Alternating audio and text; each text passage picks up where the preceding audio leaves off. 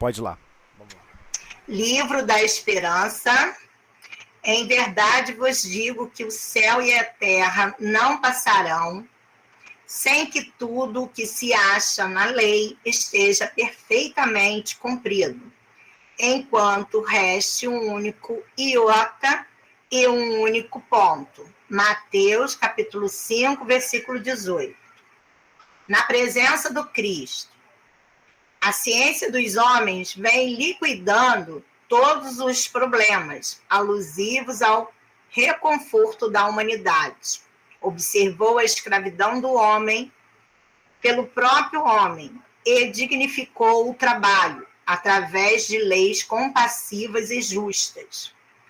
Reconheceu o martírio social da mulher que as civilizações mantinham em multimilenário regime de cativeiro e conferiu-lhe acesso às universidades e profissões. Inventariou os desastres morais do analfabetismo e criou a grande imprensa. Viu que a criatura humana tombava prematuramente na morte, esmagada em atividade excessiva pela própria sustentação, e deu-lhe a força motriz. Examinou o insulamento dos cegos e administrou-lhes instrução adequada. Catalogou os delinquentes por enfermos mentais e, tanto quanto possível, transformou prisões em penitenciárias escolas.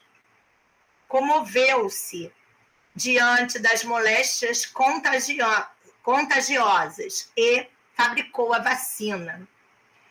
Emocionou-se perante os feridos e doentes, desesperados, e inventou a anestesia. Anotou os prejuízos da solidão e construiu máquinas poderosas que interligassem os continentes. Analisou o desentendimento sistemático que oprimia as nações e ofereceu-lhes o livro e o telégrafo, o rádio e a televisão, que as aproxima na direção de um mundo só. Entretanto, os vencidos da angústia aglomeram-se na terra de hoje como enxameavam na terra de ontem. Articulam-se todas as formas e despontam de todas as direções. Perderam o emprego que lhes garantia estabilidade familiar e desorientam-se abatidos à procura de pão. Foram despejados do teto, hipotecado à solução de constringentes necessidades e vagueiam sem rumo. Encontram-se despojados de esperança pela deserção dos afetos mais caros e se abeiram do suicídio. Caíram em perigosos conflitos da existência e aguardam leve sorriso que os reconforte. Envelheceram sacrifícios pelas exigências de filhos queridos que lhes renegaram a convivência nos dias da aprovação e amargam doloroso abandono. Adoeceram. Perdão, só um minutinho, perdi aqui a posição, desculpa, vamos lá. Voltei.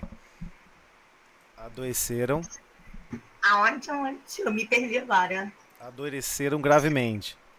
Adoeceram gravemente. Aqui não está aparecendo, Tuzélio. Você continua, Tuzélio. Agora apareceu? Adoeceram gravemente, viram-se transferidos da equipe doméstica para os azares da mendicância. Transviaram-se no pretérito e renasceram, trazendo no próprio corpo os sinais aflitivos das culpas que resgatam, pedindo cooperação. Despediram-se dos que mais amavam no frio portal do túmulo e carregam os últimos sonhos da existência cadaverizados, agora no esquife do próprio peito. Abraçaram tarefas de bondade e ternura, e são mulheres supliciadas de fadiga e de pranto, conduzindo os filhinhos que alimentam à custa das próprias lágrimas. Gemem discretos e surgem na forma de crianças, desprezadas à maneira de flores que a ventania quebrou, desapiedada no instante do amanhecer.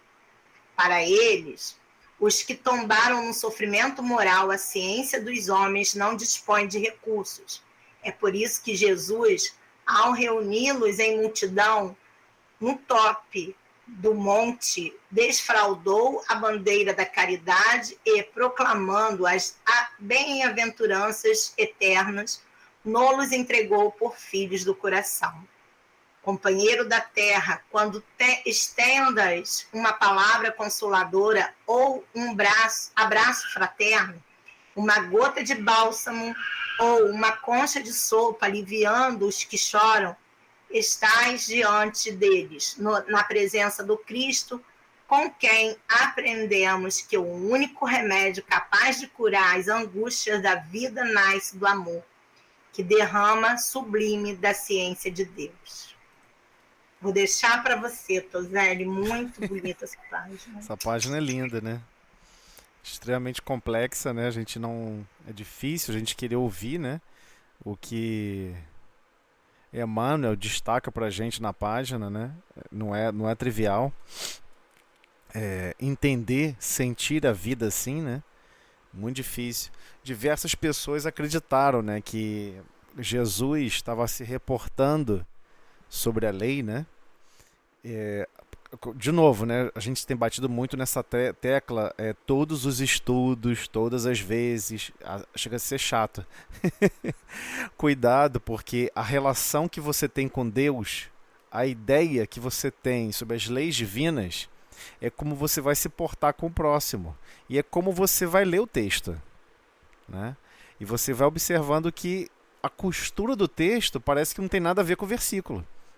Não a maneira como a maioria observava esse versículo. Então, vamos só repetir aqui o versículo rapidamente.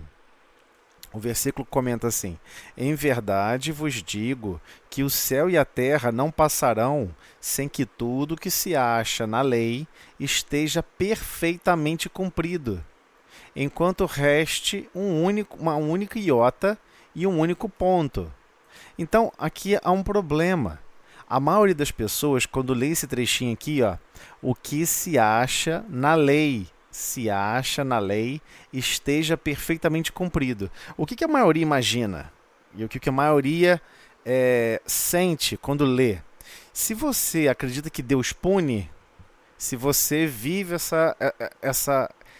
essa forma de vida, de achar que tudo baseia-se em benefício e punição, você vai ler esse trecho imaginando que, na verdade, a lei que ele está falando aqui é a lei de justiça. Mas não é isso. Não é isso. Quando ele fala até o que se acha na lei esteja perfeitamente cumprido, então ele está deixando claro, olha, existe a lei. Só que, olha só, a maioria não consegue entender que deve cumprir com perfeição essa lei. Então, por vezes, essa lei é parcialmente cumprida. Claro, existe aquele momento onde ninguém cumpre nada, é 100% descumprida, mas também existe o parcialmente cumprido. E parcialmente cumprido não é suficiente. Não deu a liga, né? Por exemplo, se você vai fazer uma massa de pizza, se você vai fazer um bolo, você não pode botar a quantidade de fermento parcialmente. O bolo não cresce. Se você botar demais, ele fica ácido, fica com gosto estranho e também, enfim, estraga a massa. Então, tem a medida certa. Então, temos que aprender a cumprir as leis na medida certa. Sendo que a primeira lei nós não compreendemos. Amar a Deus sobre todas as coisas, de todo o teu coração, de toda a tua alma e a teu próximo como a ti mesmo. A maioria de cada um de nós ainda não compreendemos que amar a Deus é amar a criação divina. Ah, mas a outra pessoa que eu conheço, meu vizinho, o cachorro, a minha tia, o meu avô. Ah, fulano, isso não, ele não, ela não. A pessoa quer escolher qual parte da criação você quer amar. Então, você está sendo ainda selecionando para onde você quer estar em cumprimento da lei. Está querendo realmente estar em concordância com a lei. Você quer escolher em que nicho, em que hábito, em que momento. Então, é claro, ainda estamos naquela fase de não cumprir em certos momentos. Então, o cumprir essa lei, ele está retratando aqui a lei de amor. É a lei de amor. Então, não é a lei de justiça, né? É a lei de amor. É, em essência, a lei de amor. Porque, na verdade, a lei de justiça, como já observamos lá, eu sei que eu fico falando isso, mas parece, pô, Tozelli é um doido. Ele fica falando isso, mas nunca mostra e tal. Deixa eu pegar aqui o Livro dos Espíritos e eu vou só botar aqui o índice. Vocês me perdoem. Só para poder não ficar vagueando e assim todos irão ver que, na verdade... Vamos lá, o Livro dos Espíritos. Deixa eu abrir aqui. Só um minutinho, por favor. Vamos lá. Rapidinho aqui, ó. Eu vou pegar o índice aqui. Deixa eu voltar. Rapidinho. Eu sei que parece que não tem a ver, mas tem a ver. Enfim, olha só. A terceira parte do Livro dos Espíritos é chamado das leis morais. Ó, das leis morais. Então ele vai explicar da lei divina e natural, da lei de adoração. Não importa a adoração de adorar a Deus. Não, a lei de adoração ela é inerente à nossa condição. Nós sempre estaremos adorando alguma coisa, mesmo se você for ateu. Eu não acredito em Deus. Não tem problema nenhum. Você adora alguma coisa, é uma lei natural. Da lei do trabalho, da lei de reprodução, da lei de conservação, e aí da lei de destruição, da lei de sociedade, da lei do progresso, da lei de igualdade, da lei de liberdade, e aí chega numa lei difícil de entender. Antes da perfeição moral, temos uma outra lei, chamada da lei de justiça, de amor e de caridade. Só que ele não botou das leis de justiça, amor e caridade. Ele não botou aqui no plural. Não é das leis. É da lei de justiça, amor e caridade. Então, justiça, amor e caridade é uma única lei. Ela é única. Não tem como você falar em amor sem falar em justiça, sem falar em caridade. Não tem como. É uma tríade contínua. E eu sei que nós somos, na verdade, educados e até mesmo ensinados a separar as coisas para estudar o significado de cada uma delas. Mas nessa lei aqui, não é o contrário. Você tem que aprender como ela funciona, acoplada. Não existe justiça sem amor e sem caridade. Não existe amor sem justiça e sem caridade. Da mesma forma que não existe caridade sem justiça e sem amor. Então, peraí, então, você está dizendo então que eu tenho que estar executando na minha consciência, nos meus valores, na minha essência, essa lei antes de chegar à perfeição moral? Então, quando você conseguir completar e executar com perfeição essa lei, você vai estar desenvolvendo a perfeição moral. Você vai estar cumprindo a perfeição moral. Você já vai estar ultrapassando esses recursos em termos de superação, de autossuperação. Ok? Só para mostrar aqui para vocês que eu não estou inventando isso. Então, você é meio doido, fica inventando essas coisas. Não, é uma única lei. Da lei de justiça, amor e caridade. Ok? Então, mas eu reencarnei, eu não cumpri a lei de amor. Não tem problema, você tem tempo. Eu não consegui, eu fiquei muito focado na justiça. Não, na verdade, você não conseguiu harmonizar os seus sentimentos. Você não conseguiu harmonizar os seus sentimentos. Então, em certos momentos da sua vida, você foi exposto a um grupo de pessoas que precisavam da sua ajuda. Você escolheu não ajudar. Havia um outro grupo de pessoas que aguardavam a sua palavra meiga. E você escolheu não utilizar. Havia em outro momento situações adversas em que pessoas não precisavam de nenhuma ajuda sua, mas aguardavam o seu sorriso, o seu silêncio. E por vezes aconteceu de você ser o necessitado da ajuda. Porque é engraçado, né? A gente fala muito de caridade, só que a gente não entendeu que o cumprimento dessa lei, lei de justiça, amor e caridade, é quando você precisa de caridade. Você está recebendo caridade. Tem pessoas que não aceitam, ficam revoltados. Pô, fulano foi todo pacientezinho comigo, não sei o quê, ficou me tratando assim, assim, assado, como se eu fosse um necessitado disso. Você é necessitado disso. Todos nós somos. Todos nós somos necessitados desse bálsamo de sentimentos, de receber a bondade de alguém, que é a essência da benevolência, né? Promover o bem e ser bondoso o tempo todo para com todos, né? Verdadeira caridade, benevolência para com todos, indulgência, ou seja, tolerância, compreensão para com as imperfeições alheias e perdão das ofensas. Essa é a essência dos sentimentos que compõem a caridade. Ah, mas isso ainda não é amor? Não, essa é a parte instrumental do sentimento. São instrumentos sentimentais que você vai ter que, como fosse um canivete suíço. Você sente isso reluzindo na sua alma em situações adversas. O amor está acima disso. O amor ele vai operar com mais facilidade esse contexto. E de uma maneira mais consciente. Você vai querer fazer as coisas por amor. Você vai querer amparar por amor, sem querer que Deus te recompense. Aliás, você não quer recompensa de nada. Você nem quer nada. Você só quer operar no bem. Por quê? Porque a sua essência, a sua essência é a fraternidade. E você quer sempre operar segundo a sua essência. Mas eu entendi também lá, lendo, né, sobre o espelho da vida, né, que a mente é o espelho da vida. Sim, porque você é a imagem e semelhança de Deus. Você quer refletir luz divina cada vez melhor. Cada vez melhor. É essa a essência. Então, quando a gente observa aqui, enquanto não se cumprir, a lei esteja perfeitamente cumprida. Sim, se você não cumprir a lei de amor,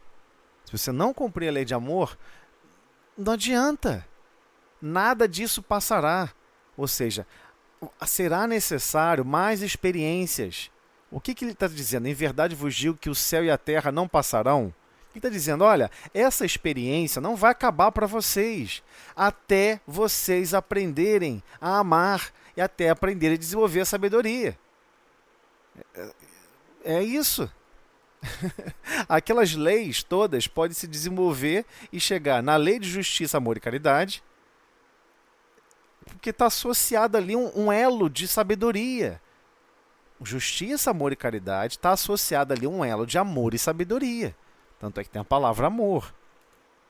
Então, na presença... Aí, olha só como é que Emmanuel vem trazendo o texto. Não dá para ir parágrafo por parágrafo dessa vez, senão a gente vai ficar aqui até muito tarde. Me desculpem. Mas vou tentar pular aqui uns trechos.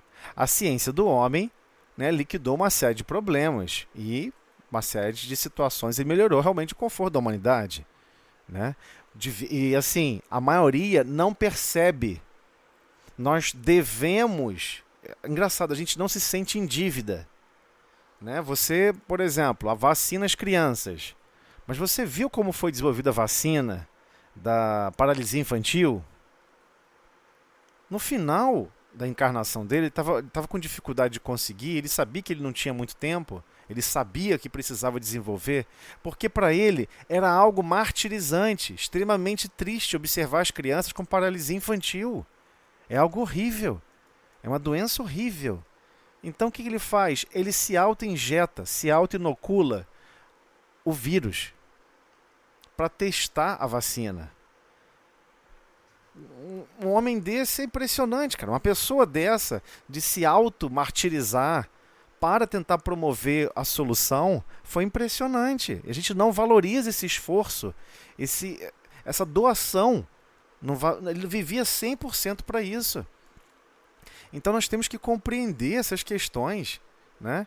Que sim, temos que aprender a nos sacrificar uns para com os outros, de nos preocuparmos uns com os outros. Então, a ciência dos homens gerou esse reconforto da humanidade também igualmente por inspiração. também igualmente por inspiração. Ele observou a escravidão e pensou, pô, esse negócio de escravidão está muito errado, temos que mudar isso. E passou a dignificar o quê? Dignificar o trabalho, com leis compassivas e justas, e cada vez irá evoluir mais. Reconheceu o martírio social da mulher. As mulheres não tinham permissão no passado de buscar profissões, de trabalhar, de ser independente. E dependiam, eram subjugadas socialmente. Venceu essa etapa igualmente. Inventariou os desastres morais do analfabetismo. É um absurdo. A pessoa não sabe ler e escrever. Criou o quê? A grande imprensa, de fabricar livros em grande escala. Não é imprensa mídia, né? De mídia de divulgação de informações. Fabricou a grande imprensa de fabricar o quê? Livros, cada vez mais livros.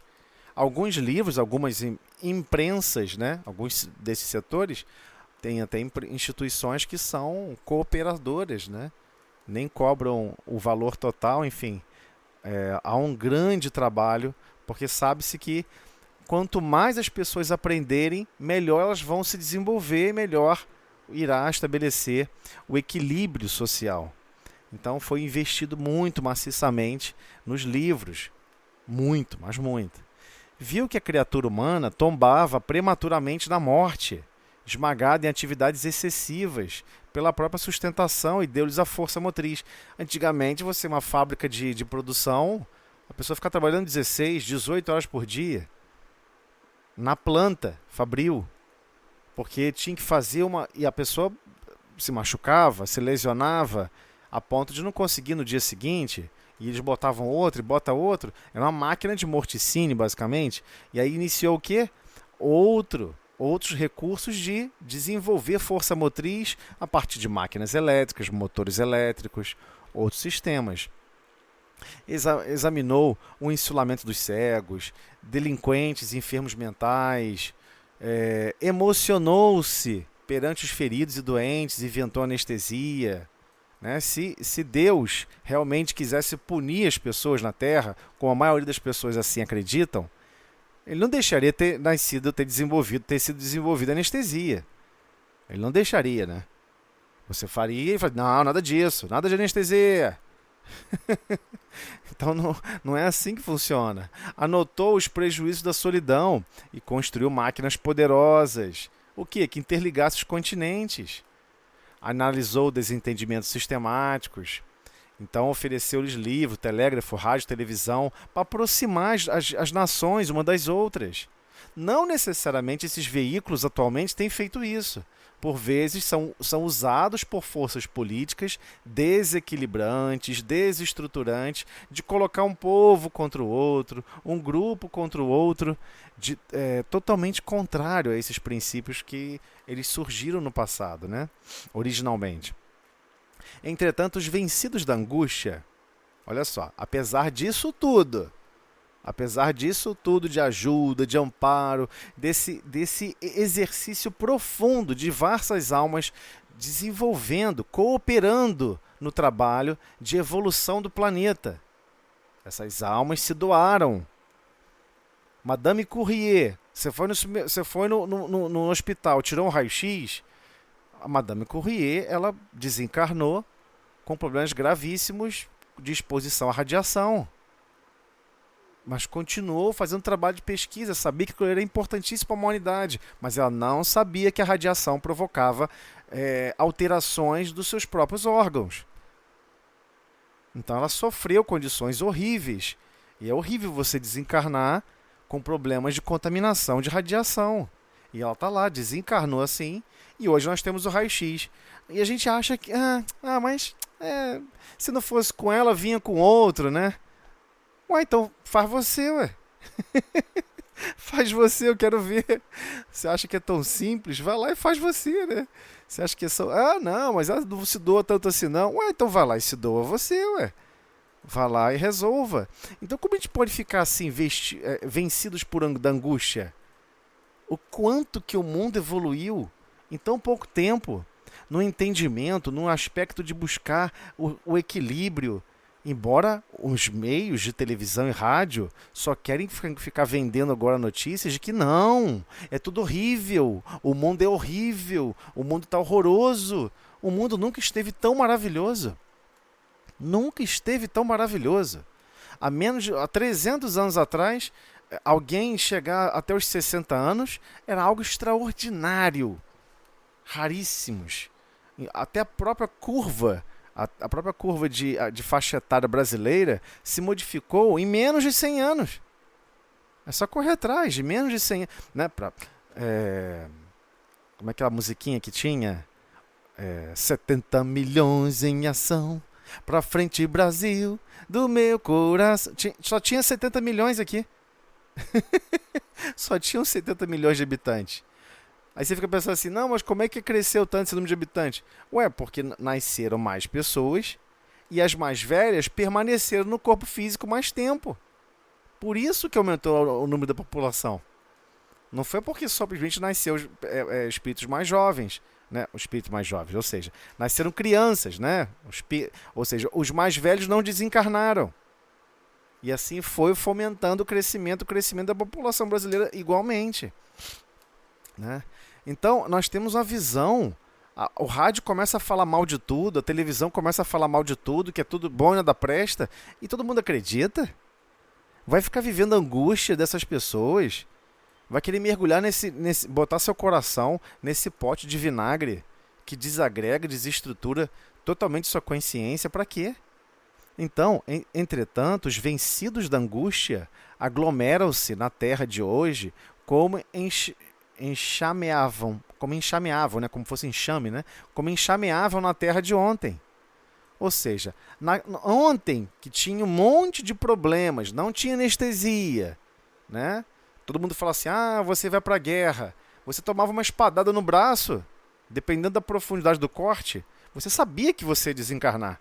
Não porque o corte, você ia sangrar até acabar o sangue do seu corpo.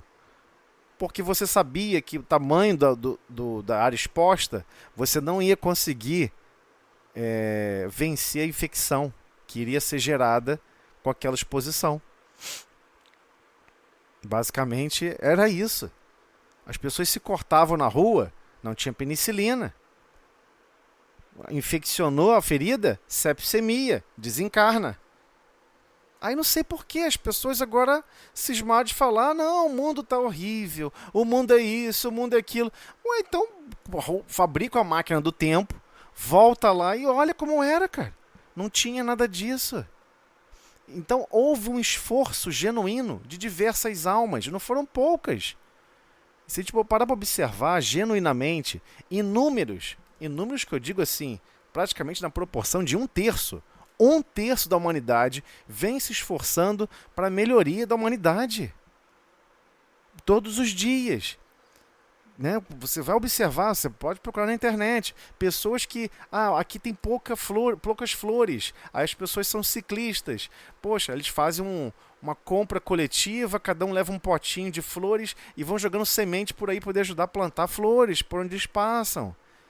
As pessoas estão se esforçando em coisas simples, mas dentro da capacidade delas, elas estão se esforçando. Como assim a gente ficar vencido pela angústia? O mundo é maravilhoso e belo, e é um local de trabalho e desenvolvimento que nós temos que nos esforçar para cooperarmos coletivamente com todos. Então temos que nos movimentar. Então você vai encontrar também, igualmente, grupos de pessoas que pegam mudas de árvores e durante o fim de semana saem nas cidades do Rio de Janeiro plantando árvore. É um trabalho danado. Mas isso é obrigação da prefeitura, não é obrigação minha. Não importa a república. A pessoa se sente na obrigação. Eu tenho responsabilidade de querer melhorar o caminho de todos. E a pessoa faz isso genuinamente.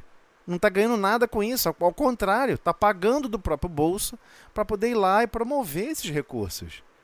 Então isso já existe, não estou inventando. Só procurar na internet você vai encontrar. Se é que você não conhece pessoas que já o executam, né?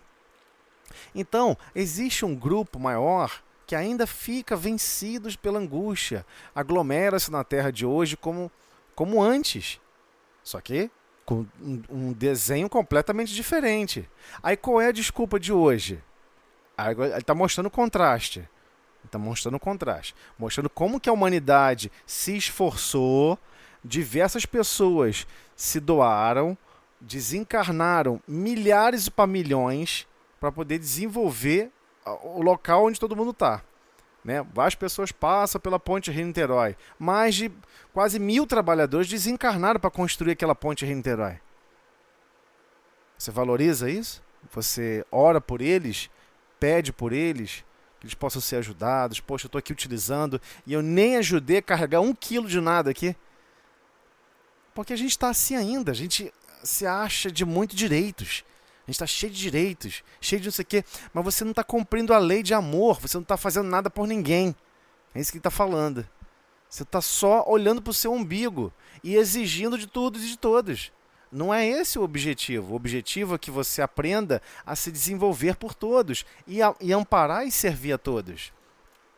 Então ele pega e fala, ele vai e muda aqui o contexto, não sei se vocês perceberam. No começo do texto ele vinha trazendo uma série de recursos que foram se transformando, né? Você vê hoje em dia o esforço de professores, de professoras, de inúmeras pessoas que estão trabalhando silenciosamente, praticamente amando ali o que está fazendo por estar podendo servir um pouquinho. A pessoa faz realmente com gosto, com satisfação. Né? Então, existe igualmente aqueles que se deixam vencer pela angústia. Aí começa como? Articula-se em todas as formas e desponto de todas as direções. Aí ele começa a falar sobre as formas. Perder o emprego, que lhes garantia estabilidade familiar. Aí a pessoa se desorienta, abatido. Meu Deus, que vida horrível, que mundo horroroso, que não sei o quê. Foram despejados do teto. Hipotecado a solução de constringentes necessidades. Vagueiam sem rumo. Meu Deus, que horrível. Por que eu não tenho direito a ser dono, proprietário de uma casa? Aí encontra-se despojados de esperança pela deserção dos afetos mais caros. Meu filho não quer saber de mim. Minha filha cresceu, não quer saber de mim. Ou então, aquelas coisas de casal, né? A pessoa se amava muito o outro, aí resolveram noivar. Aí a pessoa não quer mais não, conseguiu outra pessoa. Aí a pessoa quer se suicidar, quer cometer o suicídio, né? A pessoa se abeira do suicídio. Não só, por vezes, não executa por medo, mas pensa em utilizar o princípio do suicídio para chicotear o outro coração. Ele vai ver só, ele vai sofrer muito, porque ele vai ver a dor que ele causou em mim. Eu vou mostrar para ele a dor que ele causou em mim. Então é o quê? Angústia. Caíram em perigosos conflitos da consciência e aguardam leves sorrisos que os reconforte. Meu Deus, por que você foi se enfiar em perigosos conflitos da consciência? Essa queda aqui, esse caíram, esse encontram-se e caíram, isso tudo é como você está conduzindo a sua consciência. Por que você quer criar problemas que, né? Hoje eu não tenho mais problema com isso. Eu tropecei aqui, eu faço curativo, tem medicação. Se precisar, tem penicilina, tem isso, tem anestésico, tem tudo. Eu não preciso mais me preocupar com isso. Então, mas o que você está servindo nesse ambiente mais necessário para não deixar outros que estão à sua volta caírem nos mesmos conflitos? A perder a esperança, né? Então, como que você está servindo, já que alguém já serviu para desenvolver aquela medicação, desenvolver outros recursos, qual recurso você está ajudando a desenvolver ao derredor da sua consciência? Então, envelheceram sacrificados pelas exigências dos filhos queridos, que lhes renegaram a convivência nos dias de provação. Amargo, doloroso abandono. Meu Deus, eu fui abandonada. E não sei o que lá. A pessoa fica no mundo de lamentações. Adoeceram gravemente e viram-se transferidos à equipe doméstica para os azares da mendicância. Né? Virar mendigo. Transviaram-se no pretérito e renasceram, trazendo no próprio corpo os sinais aflitivos das culpas, que resgatam. Ou seja, você se sente culpado, você escreve igualmente essa culpa no seu perispírito, de tal forma a desestruturar o próximo corpo físico. E o que esse recurso clama por quem está te auxiliando na próxima encarnação, vai clamar dos outros cooperação, uma assistência direta. E é engraçado, né? Tem pessoas que falam assim, né? Tem até uma expressão popular que fala assim: ah, fulano, pega um copo d'água ali pra mim. Aí a pessoa fala assim: eu não, pega você, você é aleijada. Ou seja, a pessoa está predisposta a ajudar quem é aleijada, mas ajudar o outro que não é aleijado não está predisposta.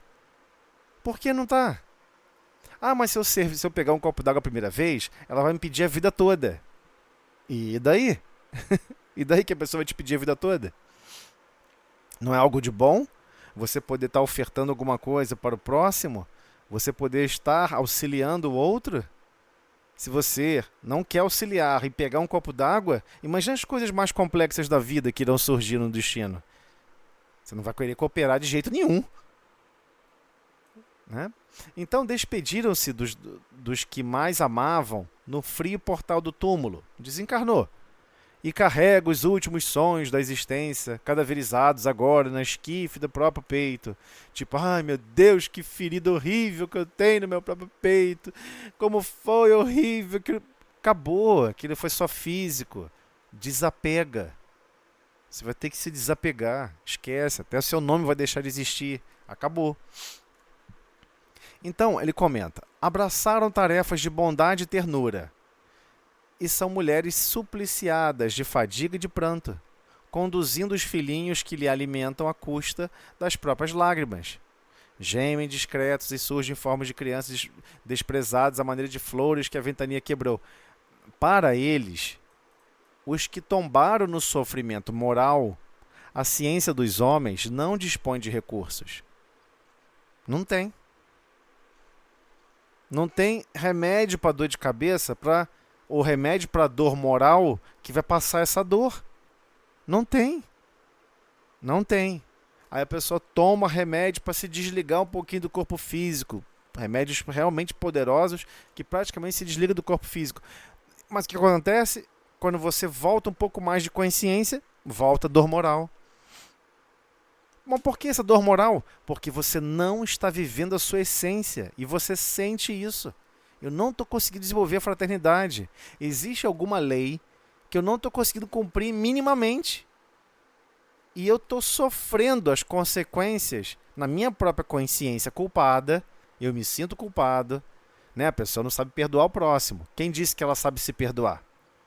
Para startar um novo momento, para se dispor a amar, a servir, a amparar, a produzir afabilidade e doçura em todos os momentos, que é justamente são as marcas da benevolência. Então, é por isso que Jesus, ao reuni-los em multidão, no topo do monte, desfraudou a bandeira da caridade e, proclamando as bem-aventuranças eternas, nos entregou por filhos do coração. Companheiro da terra, quando estendas uma palavra consoladora, um abraço fraterno, uma gota de bálsamo, ou uma concha de sopa, aliviando os que choram, estás diante deles, na presença do Cristo, com quem aprendemos que o único remédio capaz de curar as angústias da vida nasce do amor.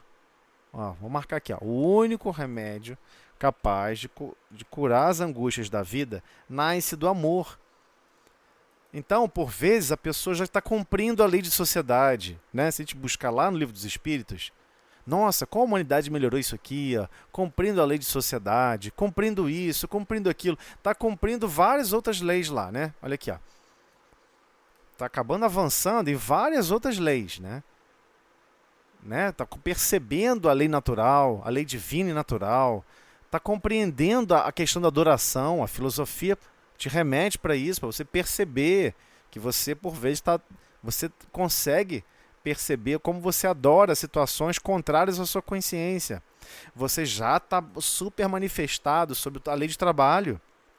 Você acha totalmente natural, importantíssimo. Você já está contribuindo com a lei de reprodução, com a lei de conservação. Lei de conservação, então, hein? A gente aprende a conservar rapidamente, egoisticamente. Da lei de destruição, que nós não podemos fazer parte, né? Nós não podemos estar executando, somente Deus. da lei de sociedade. Aí nessa lei aqui, ó, da lei de sociedade e da lei de progresso, é inegável que a sociedade evoluiu. É inegável que o progresso está se instaurando, está avançando. E tem que sempre avançar pelo modo da cooperação. Cooperação. Ah, da lei de igualdade. Hoje, se você for questionar alguém ou conversar com alguém sobre judiciário, ideias de justiça, não tem como conversar mais, nem se toca nesse assunto, se não tiver no mínimo de equidade. Equidade e igualdade de condições. Pode até estar escrito no papel e difícil de executar, mas é uma meta, já se busca isso com uma certa consciência. Não é de dar igualdade e falar todo mundo é igual.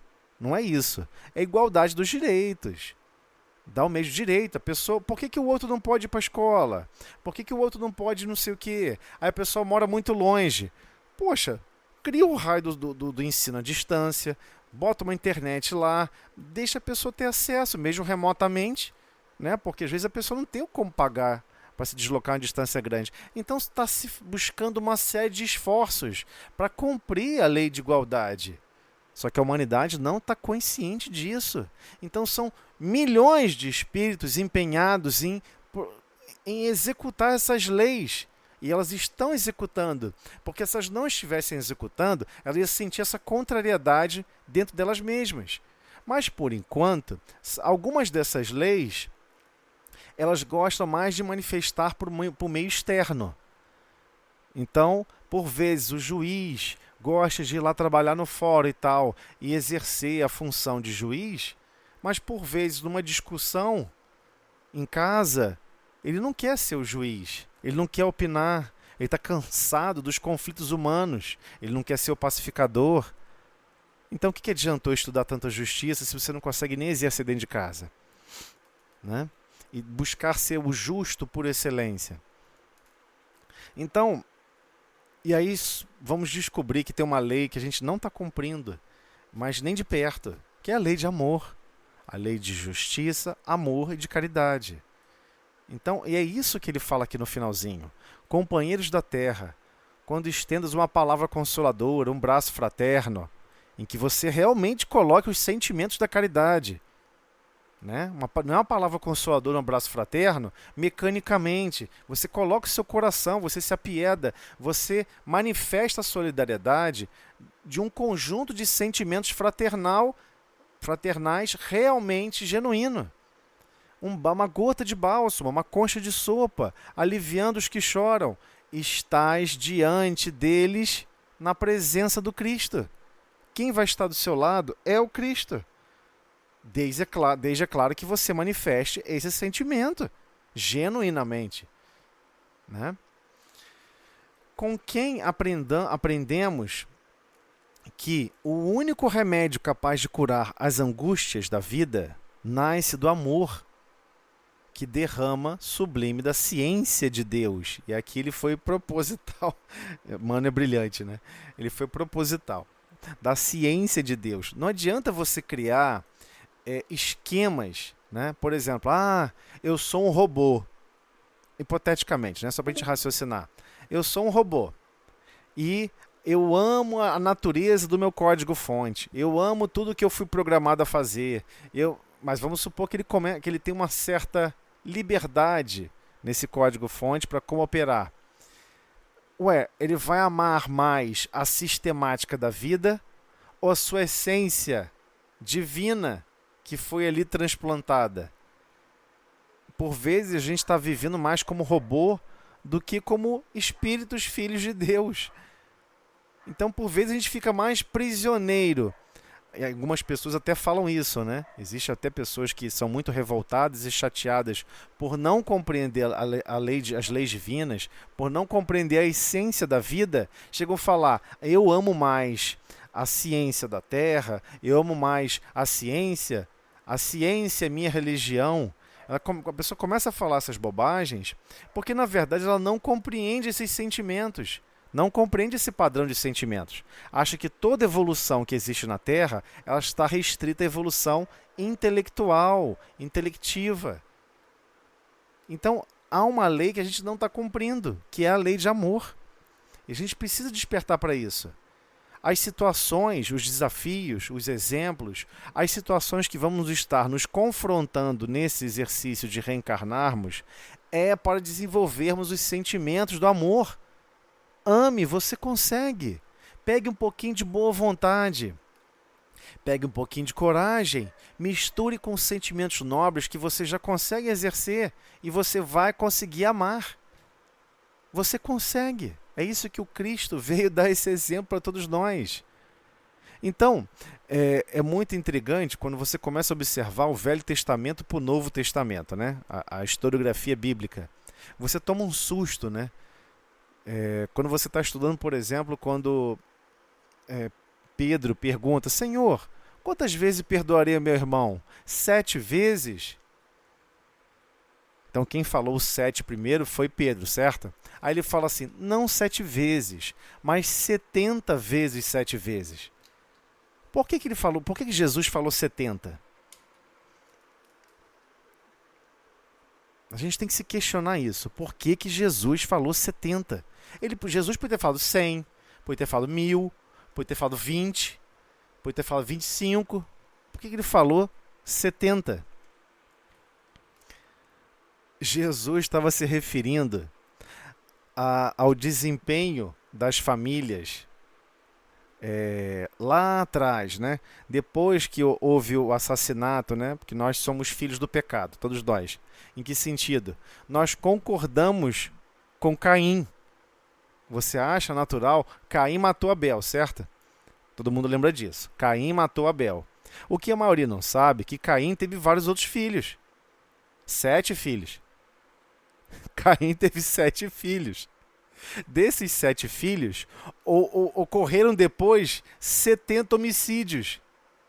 E está narrado isso na Bíblia, lá no Velho Testamento. Está dizendo assim, um homem jovem, né, um mancebo, foi lá, fez isso aqui, e eu assassinei ele.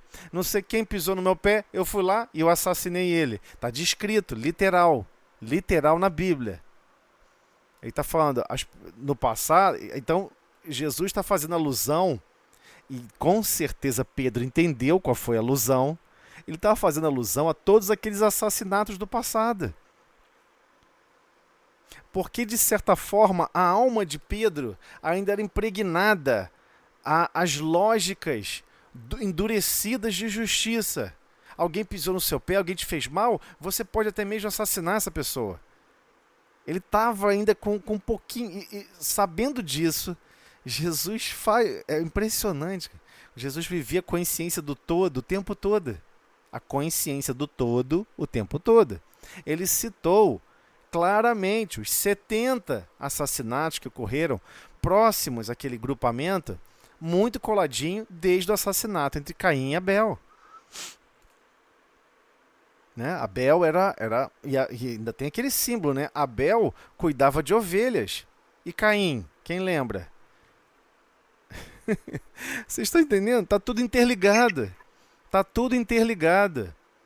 Está tudo interligado. Cuidado. Ele está mostrando o seguinte, ó, esse grupamento de espíritos que receberam leis divinas profundas. Eles já sabiam que deviam amar a Deus sobre todas as coisas. E até o próximo, até amar o próximo. Eles sabiam que tinham que amar o próximo. Não era novidade para eles quando Jesus esteve aqui. Tinha mais de 3.000 anos dessa lei. Eles possuem, no mínimo 2.500 anos, vai. Mais de 2.000 anos eles possuíam essa lei. E operavam mal. Até hoje operamos mal essas leis. Mas vamos supor que você não queira mais assassinar ninguém em hipótese nenhuma. Ainda assim você não está cumprindo a lei. Então o que ele está dizendo? Para de ficar achando que você pode ficar parado igual a pedra, vendo o mundo andar, vendo o mundo se esfolar, vendo os montes de complicações e dificuldades, e você não dá a sua contribuição de amor, não dá a sua contribuição de serviço para com todos. Não é assim, não é assim que funciona. Então o próprio lar como estrutura, é uma estrutura perfeita. Você está treinando ali o exercício que você vai ter que sustentar no futuro com a humanidade inteira. Mas se você está falhando já em família, odiando, criando brigas inúteis, sobre tópicos inúteis, querendo ter razão ao invés de produzir felicidade. Não, eu tenho que ter razão. Felicidade é para o futuro. Você está abandonando uma lei divina, que é a lei de amor. E sim, a ciência de Deus é a essência da sua alma. Você é criatura divina. Você não tem como deixar de ser, você não vai ser desconstruído nunca. Você sempre vai existir. Então, por que está tão preocupado em ficar focando somente na ciência da Terra? Nada do que ocorreu aqui na Terra, que ele cita, ocorreu, claro que ocorreu com apoio divino. Sozinhos, não conseguiríamos alcançar esse nível de reconforto que a humanidade alcançou. Não conseguiríamos alcançar transformações com relação à escravidão, com relação ao martírio social. Não conseguiríamos nada disso, nem muito menos anestesia. Se você for estudar a história da anestesia, você toma um susto. Se for estudar a história da penicilina, você toma um susto. Pô, o cara descobriu isso sozinho, do nada. Como é que foi isso? Quando você vai investigar a história da penicilina, você toma um susto. É um fungo. Ele deixou lá, separou o micro-organismo, esqueceu em cima da bancada, saiu de férias, quando voltou, 30 dias depois, tudo que estava mais próximo do fungo, o micro-organismo fugiu daquele fungo. Porque estava realmente... Aí surgiu, claro que houve mais diversos outros nomes que colaboraram para o desenvolvimento da penicilina que nós temos hoje. As vacinas, se a gente for estudar o histórico das vacinas, é claro que se tem 2, 3, 100, 200, 500, 1000 pessoas se desenvolvendo e trabalhando, tentando amparar, que se doaram, aquelas vacinas iniciais do século XVIII, do século XIX, eles se doaram muito, os desenvolvedores dessas vacinas. Claro que não estavam sozinhos. Tinha operadores e trabalhadores divinos amparando o processo de evolução da humanidade. Ah, mas quando eu desencarnar, não quero saber de mundo. Já vi as pessoas falando isso? Quando eu desencarnar, não quero saber de mundo nenhum. Esse mundo é uma perdição, esse mundo é isso. Esse mundo é maravilhoso. É aqui que você vai mostrar que você é capaz de ajudar, amparar. Mesmo fora do corpo físico, você vai ali, não, vou ajudar aquele projeto ali que vai levar 800 anos. Vou ficar sem reencarnar 800 anos, mas eu vou colaborar com fulano, com Beltrano, incentivando, dando ideais mais nobres, estimulando, trazendo informações, tendo reuniões fora do corpo físico. Vai dar certo. Eu me preocupo com todos ali. É esse se preocupar, é o se emocionar, é o se comover com o martírio, com a dor, com o sofrimento. Tudo isso é um processo de evolução do campo dos nossos sentimentos. Mas não podemos largar tudo, abandonar tudo. Vai acabar, você abre outra página, Tozelli. Tá ok. Tá acabando. E a gente não pode mergulhar, né? Num prostracismo. Eu me sinto vencido, cheio de angústia. Eu não estou conseguindo comprar. Eu não estou conseguindo executar grandes feitos. Claro que está. Claro que está. Mas você pode pensar assim. Todos nós somos essência divina. E assim devemos reconhecer. Então, eu vou abrir a próxima sala, falta só alguns segundos. Aí eu mando o link lá pro grupo. Aí você me ajuda a enviar o link para as outras pessoas também, Ana. Tá, pode deixar. Vamos lá, então. Vamos lá. Essa ingratidão para com Deus, né? E a gente não valoriza nada, não valoriza os outros que estão nos auxiliando mesmo agora, né? Uhum. Eu costumo falar isso para diversas pessoas, né? Poxa, tem pessoas que falam assim, não, porque a força policial é isso, que a força policial é aquilo. Ué, vai lá e dá plantão no lugar dele. Vai lá e dá plantão de 24 horas então, ué. Pede para ele ficar em casa, faz o seguinte, pede para trocar de jornada. Ele vai pro seu trabalho e você vai pro dele. Porque acontece, esses países mais sofisticados, que a sociedade evoluiu mais, que tem uma condição de violência menor, continua tendo força policial, né? E a pessoa fica lá, ela tem que fazer, ela tem que cumprir o que está sendo necessário para o equilíbrio social, né? Então é uma coisa assim que a gente por vezes não percebe. Mas então faz abaixo-assinado. Não, mas eu não quero força policial perto de mim. Eu acho horrível. Faz abaixo-assinado. Diz que você não quer nenhuma força policial no seu bairro e você mesmo se defende. Tá tranquilo. Mas aí a pessoa gela, né? Eu me defender quando chegar alguém, você conversa, fala, convence a pessoa, né, a não promover nenhum tipo. Então, assim, nós dependemos, somos dependentes de centenas de milhares de outras almas que cuidam da nossa segurança. A gente não valoriza essas pessoas. Não, aqui, não é nem. Ah, não, mas é que deve ganhar um super salário maior do que CEO para estar arriscando a própria vida. A pessoa se arrisca a própria vida por um salário ridículo de baixo. E além do mais, ela está arriscando a própria vida. Não tem salário que cubra isso. Mas parece que a gente se perdeu nesses valores e não reconhece o esforço, né, dessas outras almas a amparar a sociedade, a amparar todos, né? Precisamos A gente mudar não essa esquece forma. dessa ajuda, a misericórdia de Deus o tempo todo. O tempo todo. O tempo todo nós Aí a vamos gente esquece que nós viemos para cá com uma necessidade de aprendizado. Aí o primeiro Sim. probleminha que surge, às vezes é um problemão, claro, né?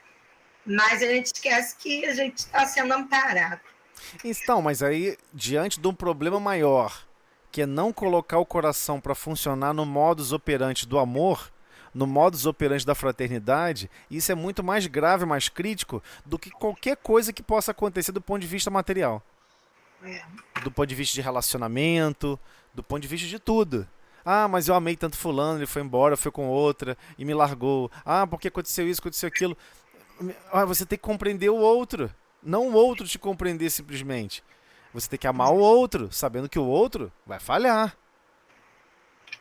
E algumas pessoas falam assim: ah, se eu soubesse que a vida ia ser assim, eu não tinha isso, eu não tinha aquilo. A pessoa sabia antes de reencarnar que o risco era de 95%. Aí tem aquela piadinha, e os outros 5%? Né, de desenho animado, e os outros 5%? Ué, o outro 5%, pra você trabalhar no 5% menor, é muito esforço, muita luta para alcançar os resultados, né? Me ajuda aí, Nós Ana, eu preciso paramos da sua ajuda. no parágrafo o doente mental. Ah, tá ok, vamos Vamos lá. lá. É. Então, sem maiores atrasos, né? Vamos dar seguimento aqui. Estamos estudando sobre, só para pontuar aqui no vídeo, né? Porque a gente vai e volta, vai e volta, vai e volta. O roteiro 3, obsessão e enfermidades mentais, e especificamente desenvolvendo esse tema, falando sobre a formação, né? E agora ele vai começar a tratar um pouquinho sobre o doente mental. O doente mental, por obsessão, é alguém que. O doente mental por obsessão, ele está deixando claro, né? O comportamento mental por um processo de obsessão. O doente mental por obsessão é alguém que, de alguma forma, entregou o invólucro físico ao curso de ocorrências nefastas e, por fim, situou-se mentalmente em zonas mais baixas da personalidade. Ou seja, falou, não disse nada. Ele está falando só de um processo de entrega. E aqui é importante a gente marcar, compreender essa palavrinha, entregou, tá? Entregou o invólucro físico, ok? Entregou o invólucro físico. A gente vai ter que voltar nesse trechinho aqui de frase, para poder a gente compreender um pouquinho melhor. Desarmonizado consigo mesmo, o doente identifica e acata sugestões perturbadoras de outras mentes, igualmente doentes, com as quais sintoniza. Isto acontece porque, sendo a obsessão enfermidade da alma, a criatura desvalida de conhecimento superior rende-se inerme à influência aviltante, como a planta sem defesa se deixa invadir pela praga destruidora, e surgem os dolorosos enigmas orgânicos que muitas vezes culminam com a morte. Então, o próprio autor aqui, ele já está deixando claro que sim, surgem dolorosos enigmas orgânicos, né? Deixa eu só acertar aqui, peraí, desculpa. Deixa eu marcar aqui com...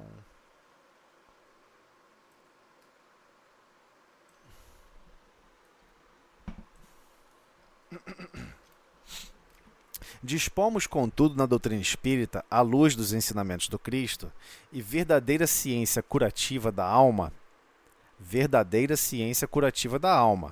olha como o texto está decretando, hein? Estudar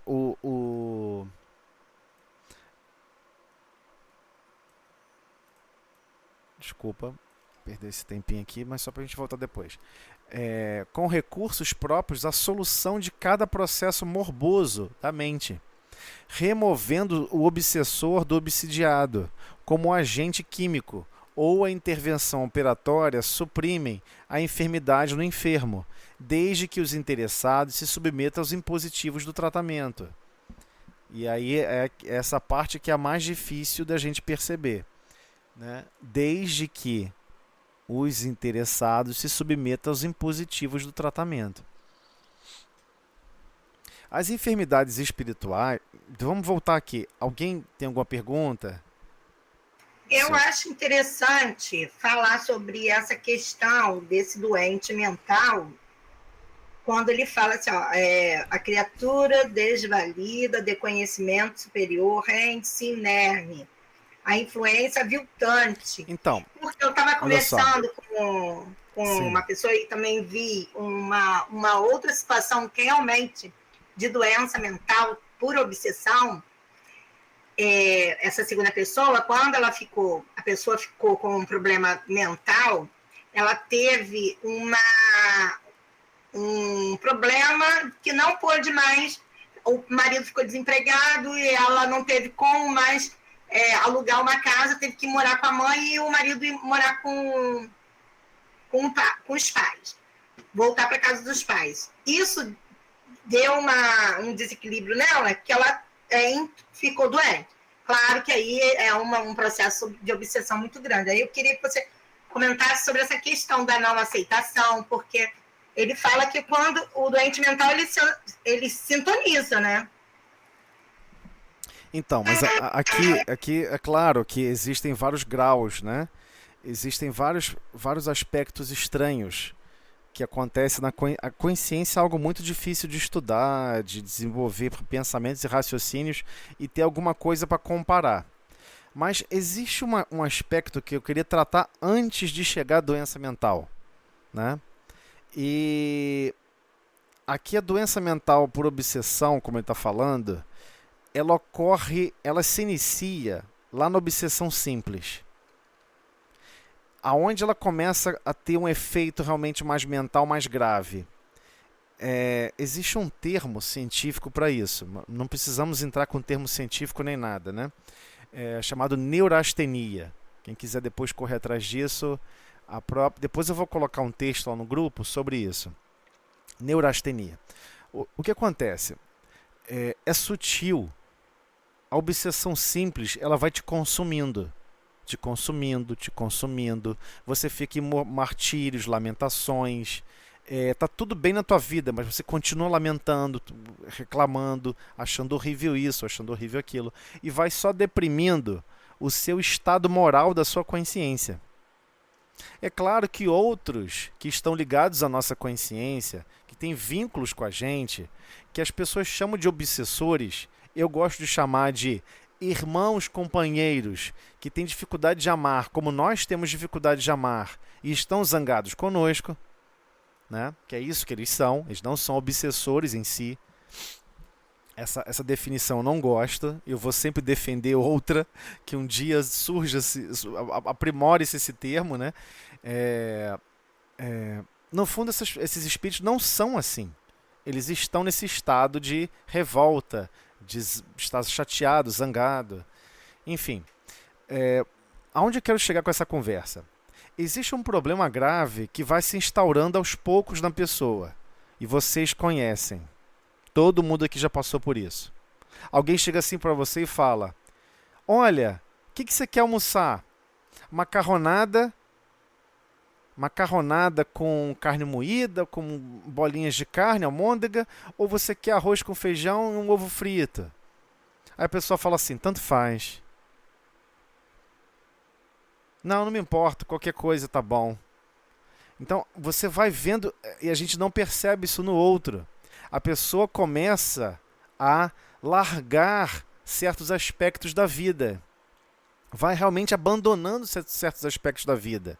Mas é um abandono porque ela, na verdade, ela está sentindo uma angústia, está sentindo uma dor profunda que nem ela consegue descrever. Se você perguntar para alguém, descreva o que você está sentindo, ela não sabe descrever.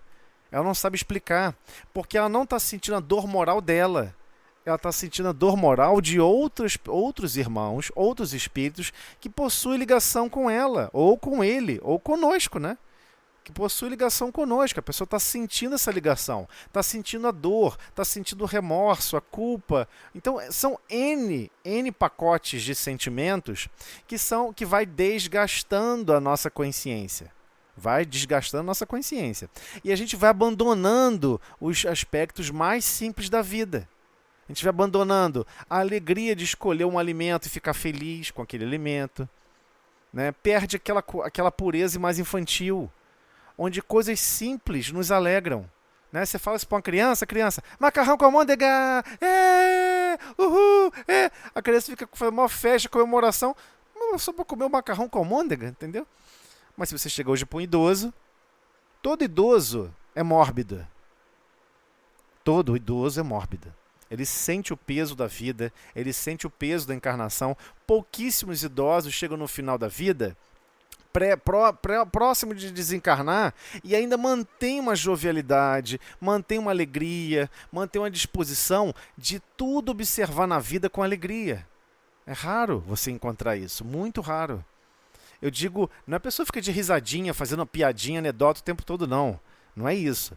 É aquela vibração íntima de falar palavras fraternas, de sempre irradiar a fraternidade o tempo todo. Então, à medida que a gente vai passando por esse processo, e temos que compreender, por vezes a vida da pessoa está perfeita, tá tudo direitinho. Acho que alguma coisa aqui apitou aqui. Luciene que quer falar. Ah, sim, Luciene, pode falar. Então, boa noite, né? Boa noite. Todo mundo. E com relação aos idosos, eu tenho uma mãe, né, de 84 anos. Então, o que eu percebo? A minha mãe sempre foi uma mulher extremamente guerreira. Eu nunca me vi minha mãe reclamar de nada. Sempre lutou, trabalhou muito, fez muito salgadinho para fora, para sustentar os filhos. Uma mulher cheia de vigor, trabalhando, batendo aquela panela cheia de massa, de coxinha. Quem já fez sabe como é difícil, né? Pá no braço. Mas gostava da casa cheia, de reunir a família, tinha alegria de viver. E hoje, o que eu observo? Assim, o organismo, né? Ela tá mais velha, ela hoje em dia se esquece de um monte de coisas, ela já não tem mais aquela força, aquele vigor, tá escutando mal. Então, ela vê isso, né? Ela percebe isso, e isso entristece ela. E ela fica sempre assim, Sim. eu não presto mais para nada. Eu falo, mãe, para com isso. Você foi e né? Mas você fez tudo para todo mundo. É aquela pessoa que se dava sem cobrar nada, sabe? Amar, se dar, se doar. Como sempre você fala, amar e servir. Sim. Então, a minha mãe sempre serviu com muito amor. Quem conhece a minha mãe sabe disso. Ana conhece minha mãe. Então, a minha mãe sempre serviu com amor. O prazer dela era fazer as coisas e as pessoas se sentissem felizes. Nem que ela ficasse a noite toda fazendo salgadinho, fazendo isso, fazendo aquilo. Mas ela sentiu um prazer enorme por isso. Então, a idade chegou. Então, aí tá cheio de artrose, artrite, não escuta. Ela falou, que melhor idade, nada, tô velha, não sirvo para nada, não tô escutando direito, cheio de dor na perna. Então, também o idoso, ele traz, até porque hoje nós mais jovens, os mais jovens, têm o hábito do exercício físico, de se preocupar com a alimentação. Hoje nós temos outras informações que ela lá no passado não teve. E nem condição também podia fazer. Mas naquela época não tinha. Né, de fazer uma caminhada, de cuidar mais do corpo, né? Sim. A preocupação era de trabalhar muito e sustentar os filhos. Botar o que comer, o feijão com arroz dentro de casa. Então, hoje ela se sente... É um olhar triste, é um olhar mais tristonho, ela escuta mal, mãe, você quer dizer? Aí eu falo com ela, aí ela, o quê? Ah, não ouvi, não. Não, mãe, que eu falei isso, assim. Ah, tá. Então, vou até ver isso com ela também, né? De a gente ver, de repente, um aparelhinho para ela pôr. Então, tem toda essa também, Tonzelli, essas dificuldades que o idoso vai trazendo consigo, né? Vão perdendo seus amores, seus afetos, e isso tudo acaba atingindo também, acho que mas essa alegria. Então, mas existe um problema mais grave que você não está percebendo e que a gente não percebe. Quando nós estamos no processo de nos esforçar, por exemplo, ela já venceu. Lembra daquelas leis morais? Naquelas leis morais, chamada lei do trabalho, ela já venceu isso. Ela sente alegria em trabalhar. Ela sente alegria em servir. Só que... Mas agora ela não consegue mais. Não, calma. Não, ao contrário, você está enganada. Você está enganada, ela consegue. Não, mas ela fica triste. Não estou dizendo que sou eu que penso assim, não. Sim, mas olha só, por que eu estou dizendo isso? De jeito nenhum. Olha só, igual com relação à caridade. Diversas pessoas ficam super preocupadas em desenvolver o potencial de exercer a caridade. E aí eu te pergunto, quando que você está se preparando para precisar da caridade? Sim. Você está entendendo? Então a pessoa às vezes se prepara mentalmente, às vezes por séculos, várias encarnações, para operar, para realmente amar o trabalho, para realmente sentir alegria exercendo o trabalho. Vai chegar um momento em que ela não vai poder exercer, não vai ter os recursos físicos. Não vai existir. Sim.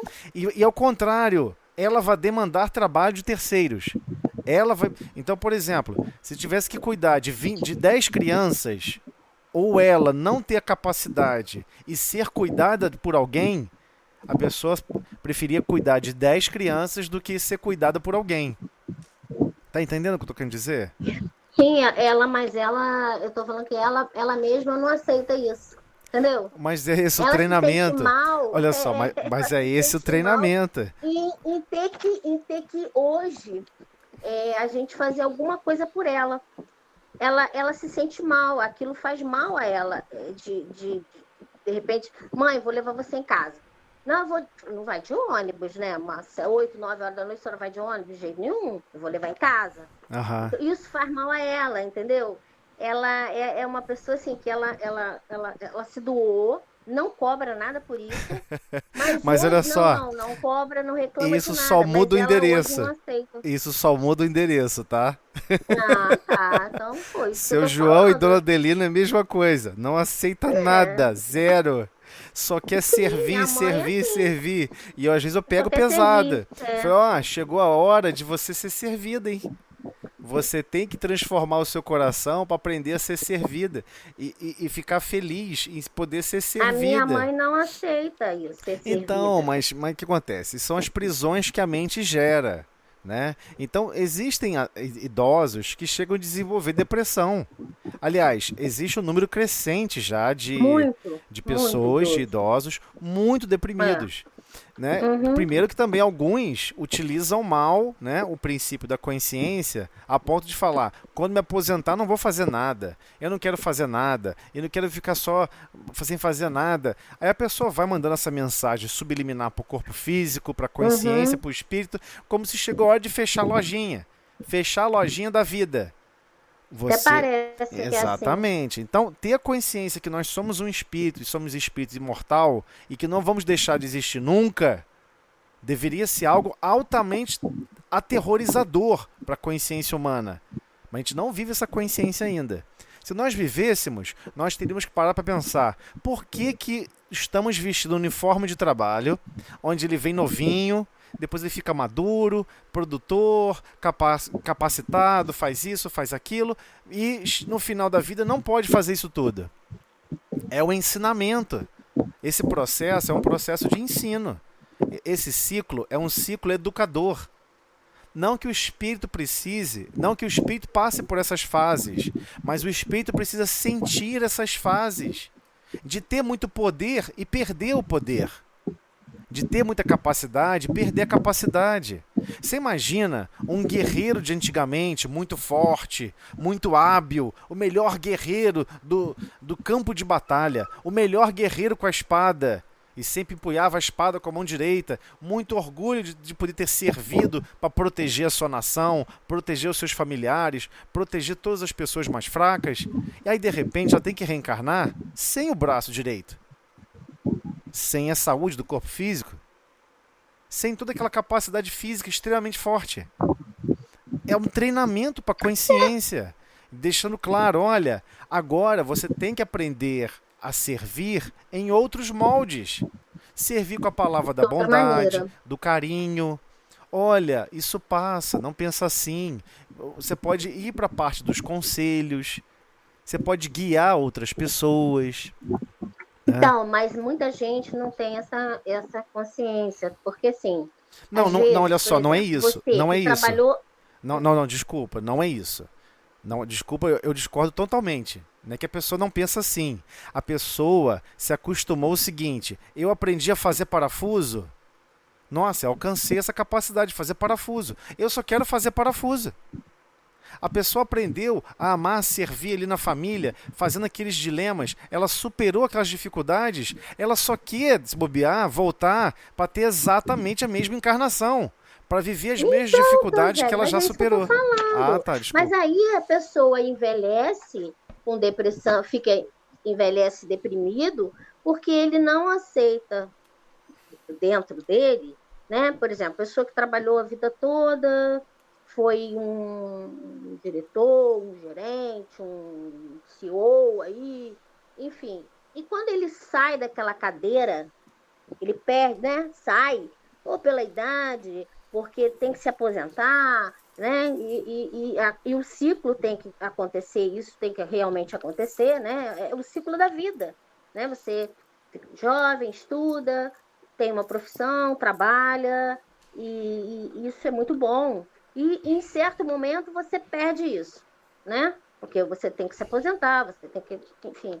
Sim. E a pessoa às vezes não, e depois que se aposenta fica meio que... Eu fiquei assim, meio que perdida, sem saber. Sério, eu tô falando sério, eu fiquei meio assim, sem chão. Falei, peraí. Aí fiquei atirando para tudo quanto é lado.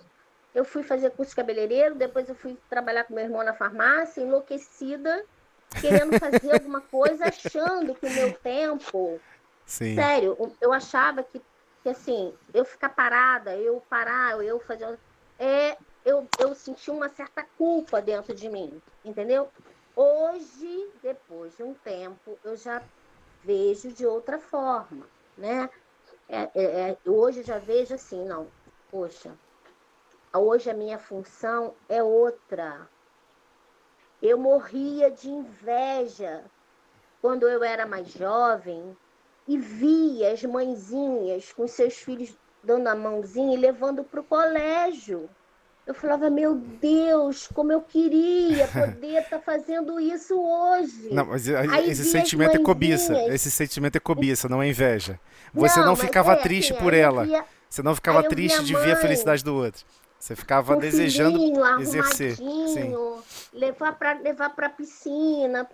Aí eu olhava e falei, cara, meu Deus, eu não posso fazer nada disso pelos meus filhos, como eu queria poder.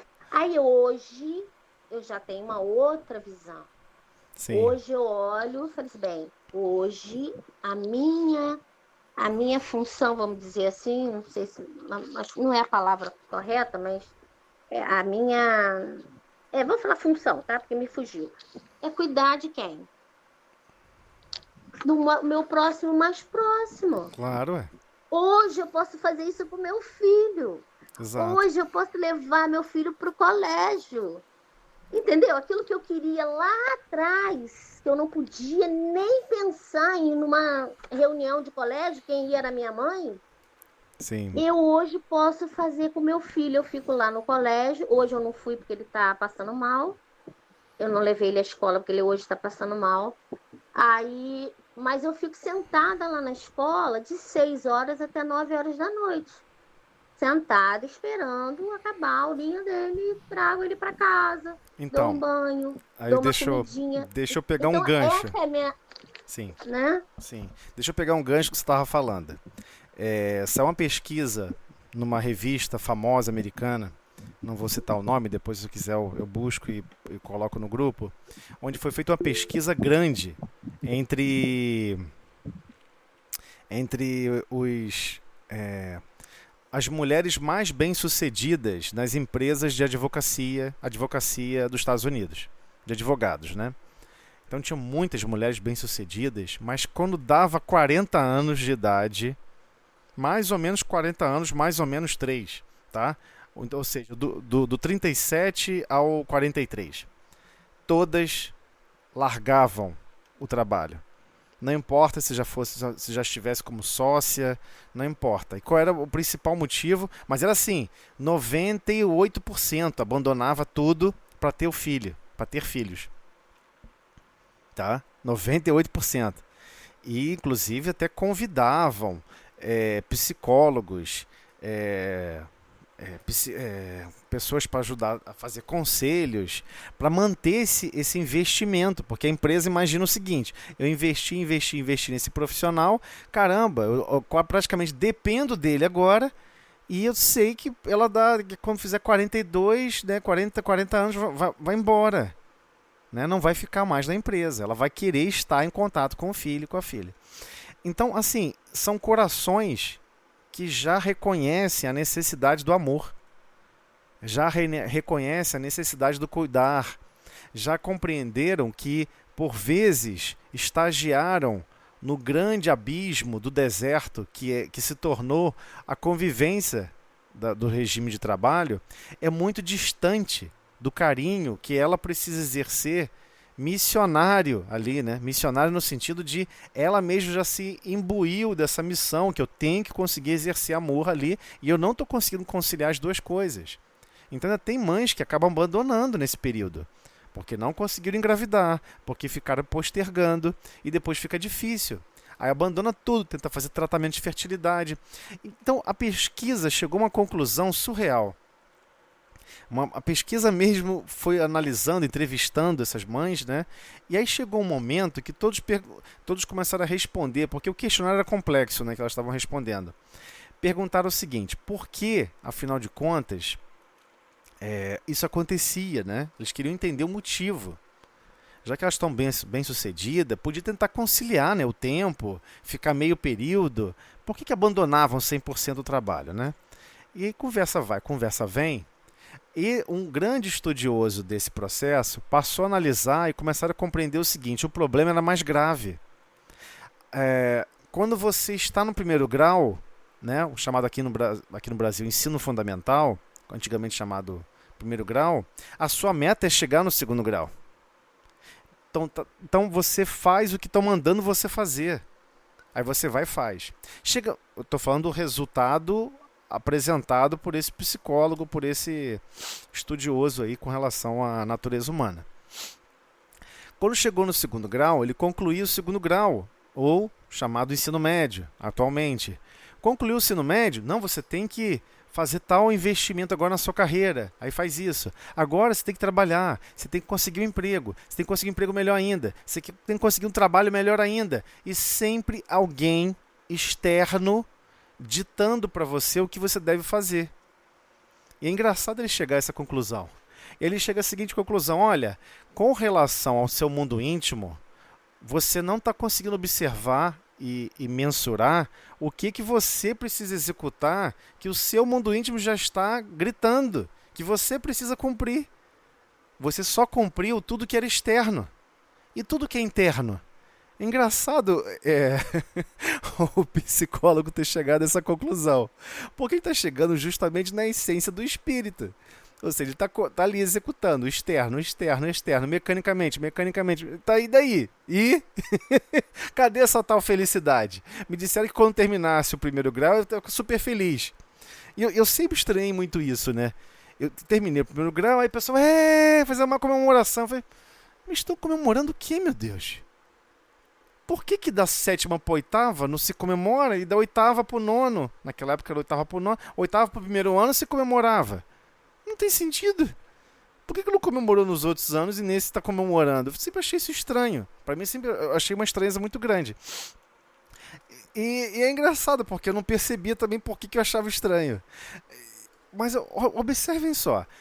As pessoas são movidas só pelo externo. Porque tem alguém dizendo o que é para fazer. As pessoas gostam de ser conduzidas. Olha, você tem que fazer isso. Você tem que fazer aquilo. Você tem que fazer aquilo outro. Mas às vezes são só demandas externas. O que o seu mundo íntimo está clamando, está desejando, está pedindo. Você está observando e analisando o seu mundo íntimo? Está acompanhando o seu mundo íntimo com cuidado? E no processo de obsessão, explicitamente com relação à doença mental, que eu tentei conversar no início, pontuar um aspecto que a pessoa não quer escolher comida, né? Não quer isso, não quer aquilo, a pessoa fica evasiva, não gosta mais disso, não sente mais alegria com nada, e acabei citando a questão do idoso igualmente, porque há um processo de entrega. Você meio que vai entregando tudo, você está meio saturado de tudo, sabe? Parece que, olha, eu já tentei várias vezes, sempre deu errado, então por que continuar tentando?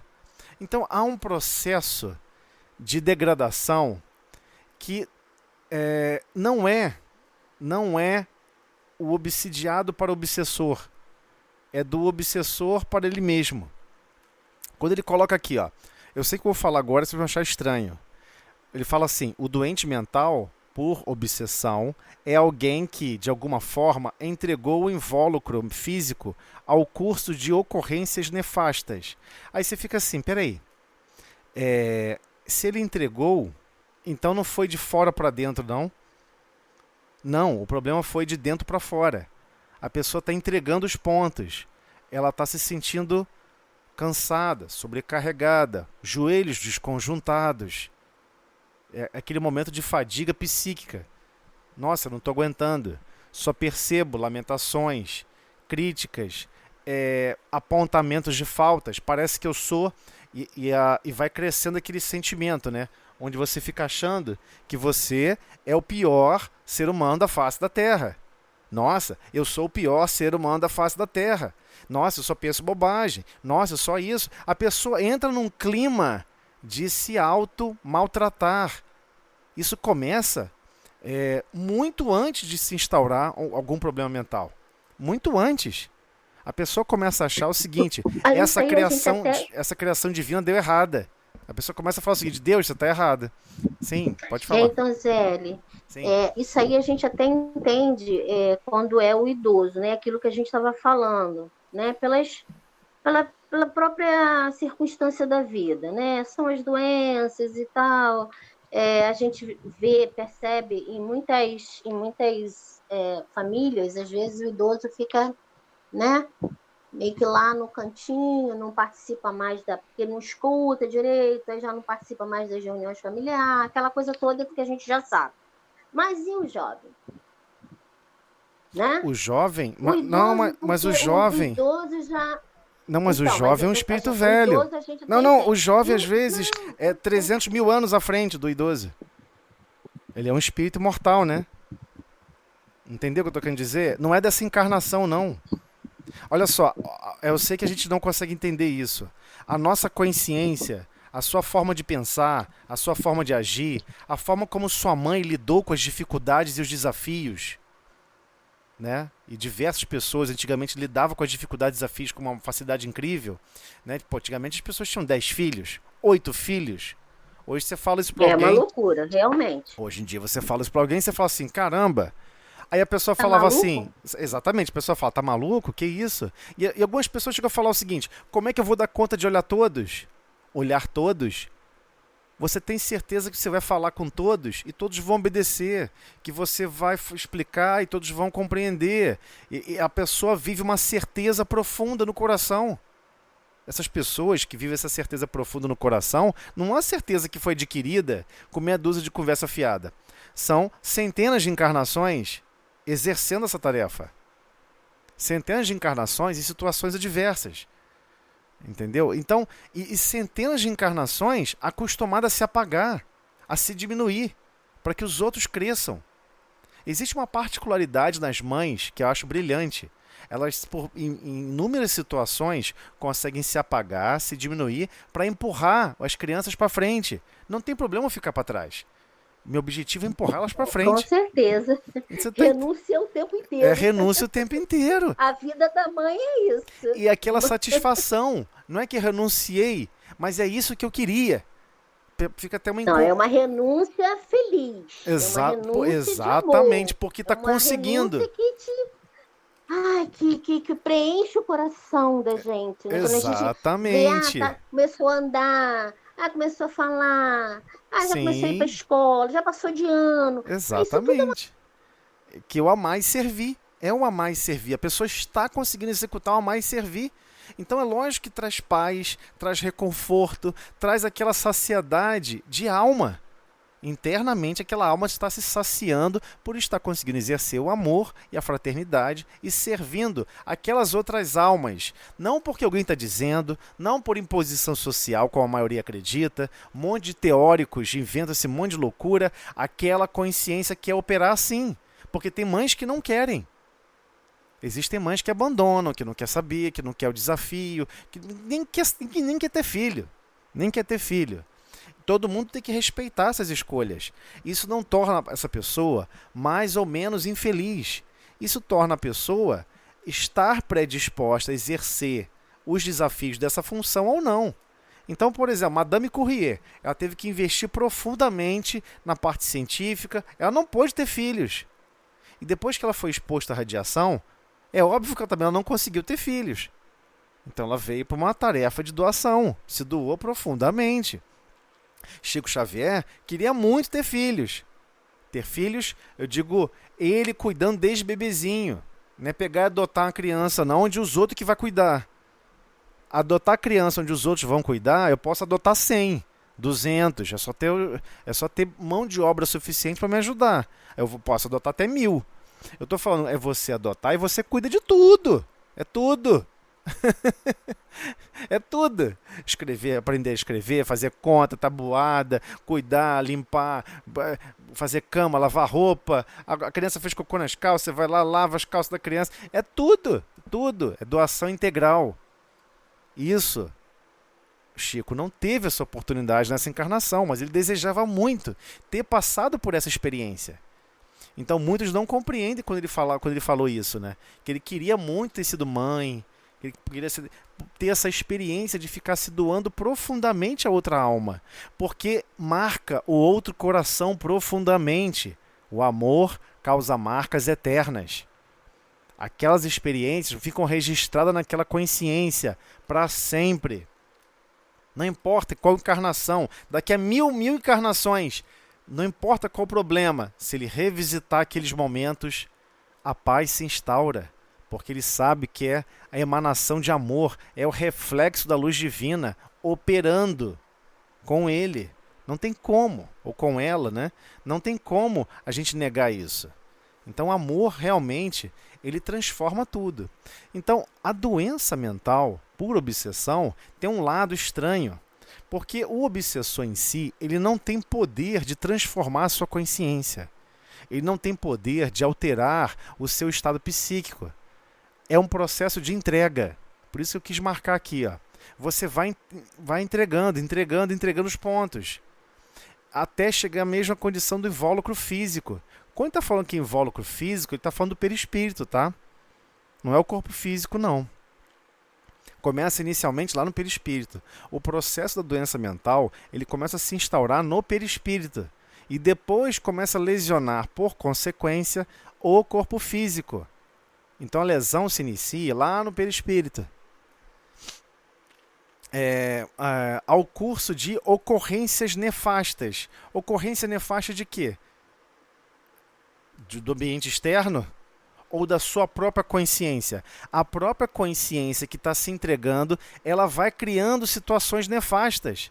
Por exemplo, puxa vida, eu estava tão feliz no meu trabalho, achei até que ia ser promovido e fui demitido. Nossa, a pessoa diz que não tem nem mais vontade de viver. Não tem sentido ela exercer a profissão se não for naquela empresa. Não tem sentido ela exercer a atividade da vida dela se não for naquele grupo. Ou não tem sentido exercer nenhum tipo de função se não for para ganhar um super salário.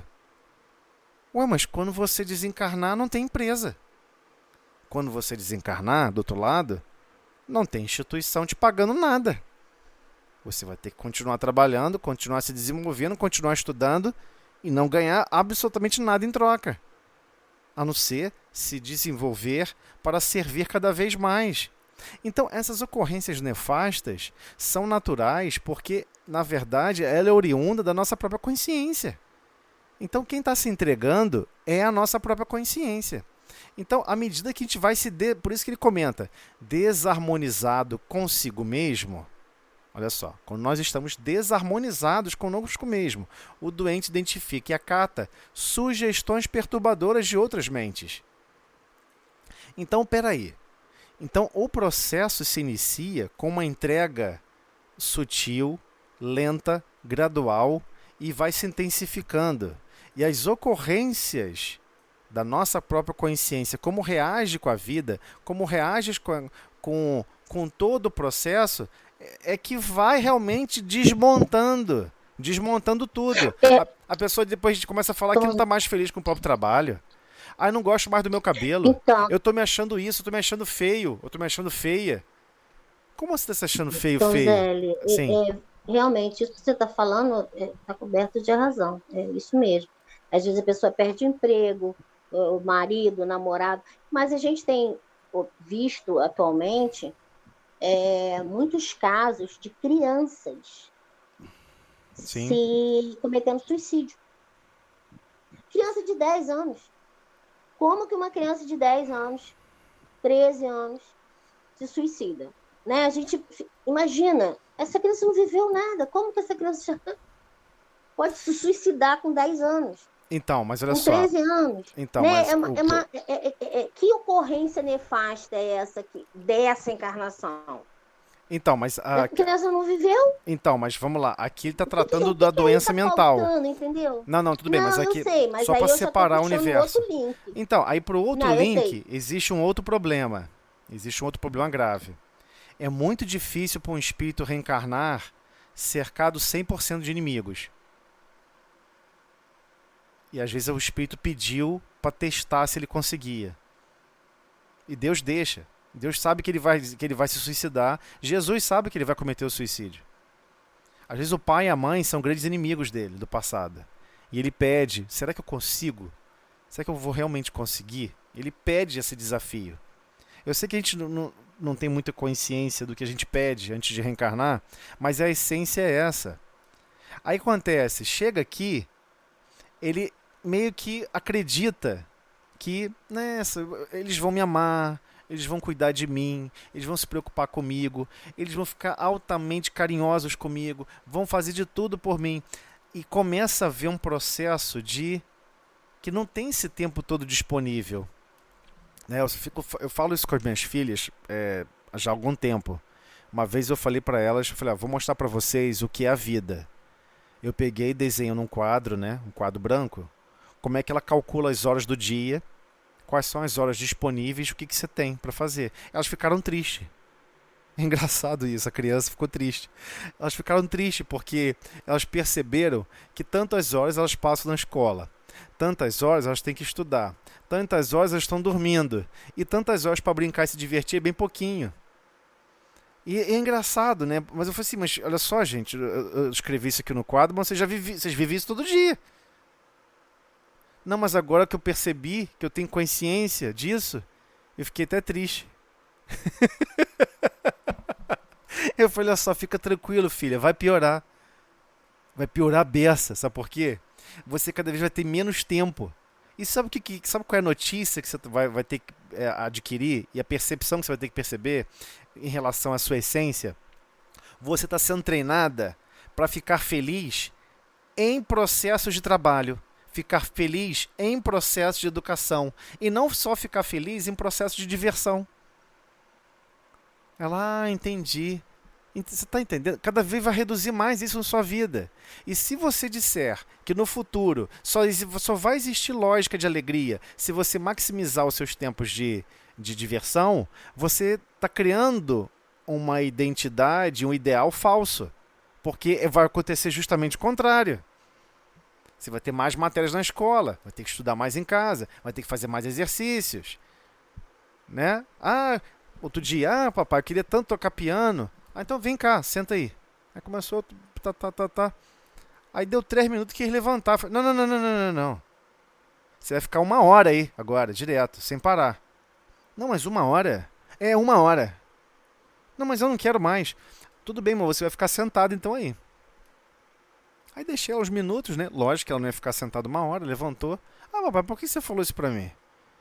Pra te provar que a sua vontade de aprender passa rápida. Que a sua vontade de se desenvolver passa rápida. E que rapidamente você quer voltar para se divertir e para se alegrar.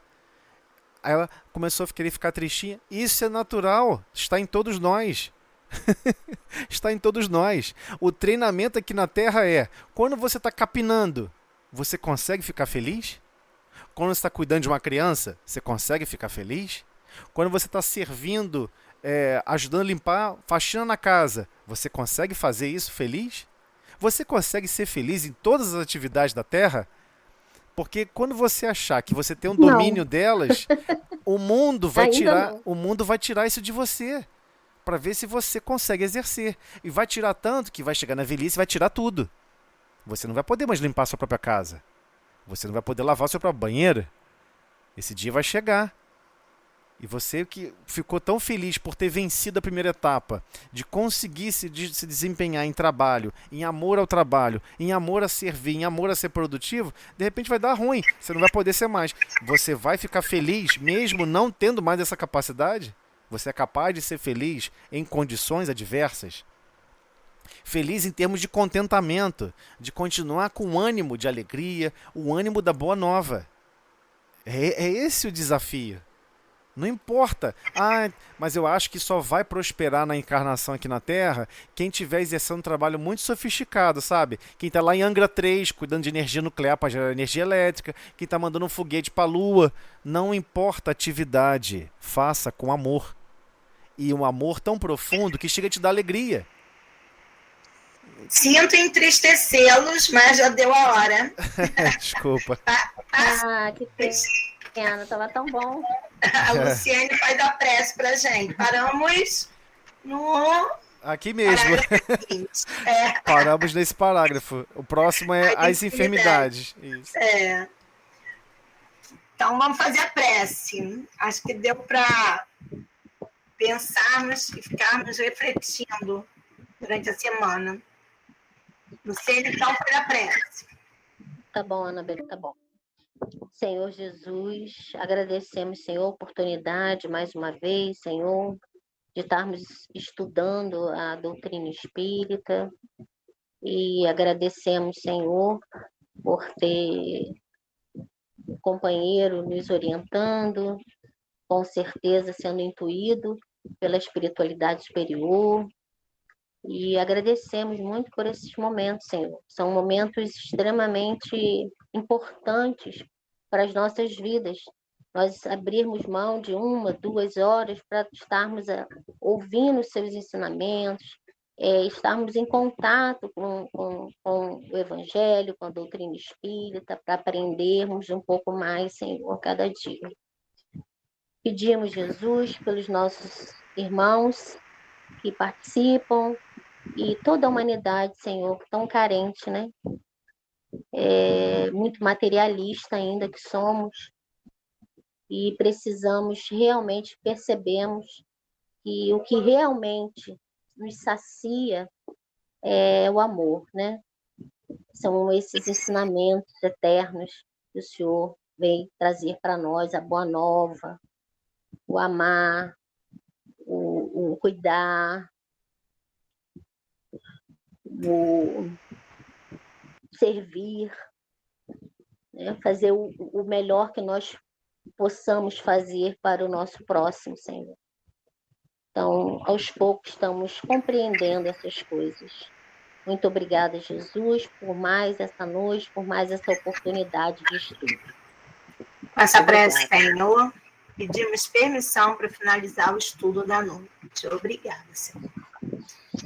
Boa noite, Vamos gente. aprender. Boa noite, boa noite. A vida, né, Tadélio? Na dúvida, ama e serve. É verdade. Tchau, gente. Ficam com Tchau, Deus. tchau.